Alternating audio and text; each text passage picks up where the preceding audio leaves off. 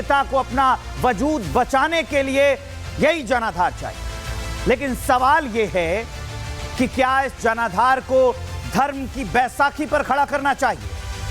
आप कहेंगे कि नहीं, लेकिन वही हो रहा है, कुछ नेता वही कर रहे हैं। समाजवादी पार्टी वाले एसटी हसन को देख लीजिए, उत्तराखंड में इतनी जान गई, इतने लोग मरे, कई घर बह गए, और हसन साहब कह रहे हैं कि उत्तराखंड में दूसरे धर्म का सम्मान नहीं होता है तो ऐसी आपदा है।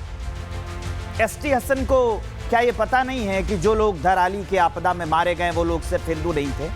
क्या उसमें कोई मुस्लिम नहीं था क्या? जब ऐसे बाढ़, भूकंप या प्राकृतिक आपदा आती है, तो जब ऐसी आपदा आती है ना साहब, तो फिर वो आपकी तरह हिंदू मुसलमान में नहीं बांटती है। आप सोचिए कि कहां ले जाना चाहते हैं ऐसे नेता देश को, देश की जनता को क्या सिखाना चाहते हैं, कैसा जहर घोल रहे हैं ये समाज में। संवेदनहीन ये नेता, इनकी बेहया राजनीति, अपनी स्वार्थ सिद्धि के लिए दिए गए बयान ये सवाल उठाते हैं कि क्या राष्ट्र के लोकतंत्र में मजहब की राजनीति बढ़ रही है? और ये ठीक नहीं है, बिल्कुल ठीक नहीं है। ये आने वाले नेता और वोटर्स की नई पीढ़ी के लिए भी खतरा है। जनता को यह समझना होगा कि धर्म और राजनीति का गठजोड़ लोकतंत्र के लिए सबसे बड़ा खतरा होता है।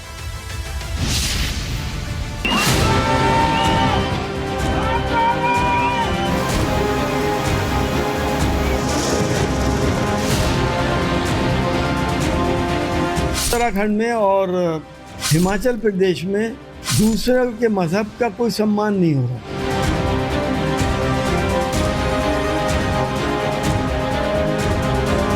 इसको कहते हैं वोट बैंक के सबसे निम्न स्तर पर उतरना।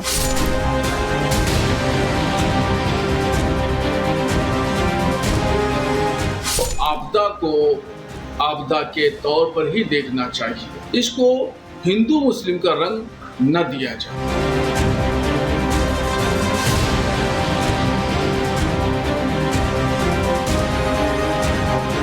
उत्तराखंड में कुदरत ने कहर बरसाया, कई लोगों की जिंदगी में उथल पुथल हो गया।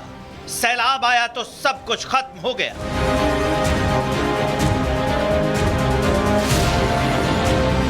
पूरे के पूरे परिवार उजड़ गए। हर कोई कुदरत के इस कहर से दुखी। लेकिन इस भीषण आपदा में भी समाजवादी पार्टी के नेता अवसर ढूंढने में लगे। मलबे के ढेर के बीच रेस्क्यू चल रहा है, लेकिन समाजवादी पार्टी के नेता एसटी हसन इस आपदा को प्रकृति का इंसाफ बता रहे हैं। इस भीषण आपदा में अपना मजहबी ज्ञान दे रहे हैं, अपनी और अपनी पार्टी की घटिया और गिरी हुई मानसिकता का प्रत्यक्ष प्रमाण दे रहे हैं। ये आपदाएं क्यों आ रही हैं आखिर? कभी हमें इस बात पे विचार करना चाहिए। उत्तराखंड में और हिमाचल प्रदेश में दूसरे के मजहब का कोई सम्मान नहीं हो रहा। और मैं तो कहता हूँ कि किसी भी धार्मिक स्थल के ऊपर, चाहे वो दरगाह हो, मस्जिद हो या मंदिर हो, बुलडोजर नहीं चलना चाहिए, भले से आप खाली करा लें। सुना आपने, बारिश नहीं हो रही है तब भी इतनी तबाही आ रही है, क्योंकि उत्तराखंड और हिमाचल प्रदेश में दूसरों के मजहब का सम्मान नहीं होता है। ये समाजवादी पार्टी के नेता की अनपढ़ सोच है। ये मजहब और जिहादी सोच के आगे बढ़ ही नहीं पा रहे हैं और इस प्राकृतिक आपदा में भी वही कर रहे हैं। इनको उत्तराखंड में रोते लोगों के आंसू नहीं, अपना मजहब दिख रहा है।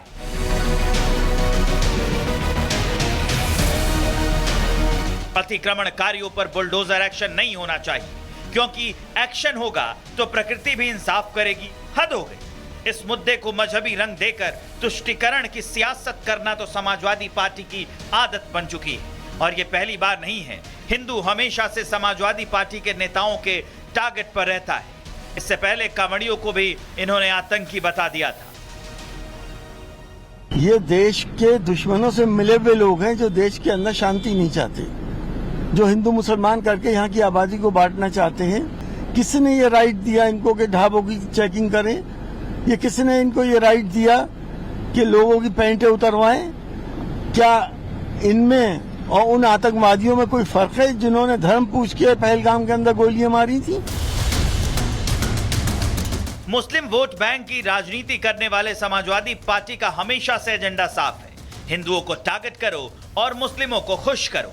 अब इनके इसी अधूरे मजहबी ज्ञान पर इन्हीं के धर्म और इन्हीं के पार्टी के नेता इनको पूरा ज्ञान दे रहे हैं।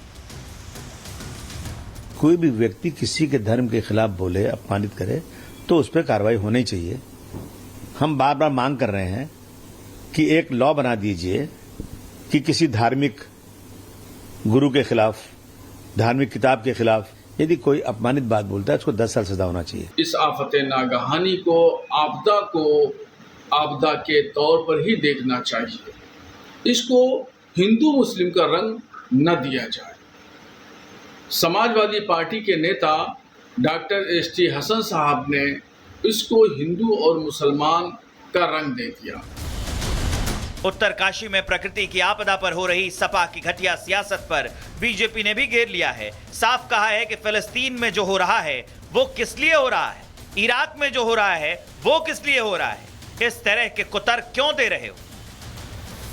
एसपी का मतलब अब बन चुका है सांप्रदायिक पार्टी। जिस प्रकार से जो पार्टी सनातन के विरोध में बार बार उतरकर अनाप शनाप बोलती है, आज ST हसन ने सारी सीमाएं लांघकर हिमाचल और उत्तराखंड के लोगों का, बहुसंख्यक समाज का, सनातन और हिंदुओं का जो अपमान किया है, इसको कहते हैं वोट बैंक के सबसे निम्न स्तर पर उतरना।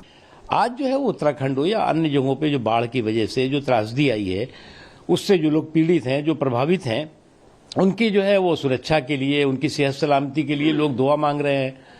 आप बद्दुआ करने में लगे हुए हो कि ये जो है ये शराब मिल गया है। शराब तो आपकी बुद्धि को मिला हुआ है, अल्लाह मियां ने दे दिया है आपको, तो इसलिए आप जो है वो कभी भी सकारात्मक बात सोचोगे ही नहीं। जिहादी सोच और मजहब के अधूरे ज्ञान ने सपा नेता ST हसन की जमकर फजीहत करा दी। माहौल बना तो ST हसन अपने ही बयान से पलट गए। जो आसमानी आफतें आ रही हैं और जो नेचुरल कैलेमिटीज हो रही हैं, मैंने इस बात को कहा था कि हमें इकोसिस्टम हमारा बहुत खराब हो गया।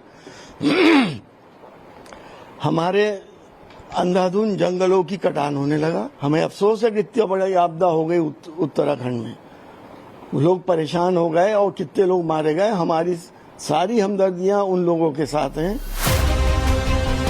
अब ST हसन कह रहे हैं कि जब ईश्वर का निर्णय होता है तो हम सब मर जाते हैं। अरे यही बात पहले क्यों नहीं समझ में आई? लेकिन नेता को अपनी सियासत चमकानी थी, हिंदुओं को टारगेट पर लेना था, अतिक्रमणकारियों पर रहम दिखाना था, लेकिन क्यों? तो इसका जवाब है पार्टी की मुस्लिम वोट बैंक की राजनीति, जिसने उनको प्राकृतिक आपदा में भी मजहब दिखने लगा।